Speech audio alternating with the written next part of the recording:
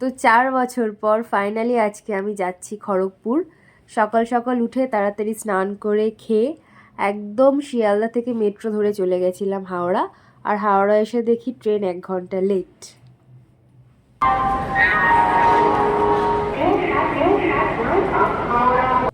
ভীষণ টায়ার্ড লাগছিল, কারণ 2.5 ঘন্টার জায়গায় আমাদের যেতে 3 ঘন্টা লেগে গেছিলো। আর হাওড়া থেকে আমি একটা চিকেন স্যান্ডউইচ কিনেছিলাম, সেটা খেতে খেতেই চলে এসেছিলাম খড়গপুর। আর খড়গপুর স্টেশনটা এতটা বড় যে এ মাথা থেকে ও মাথা কিছুই দেখা যায় না, ভীষণ বড় স্টেশন। আর আমার বোন এসেছিল আমাদের রিসিভ করার জন্য, ওকে ফোন করছিলাম কারণ সেখানে কিছুই চিনি না আমরা সেভাবে। তো ফাইনালি অনেকক্ষণ পর ওর সঙ্গে আমাদের দেখা হলো।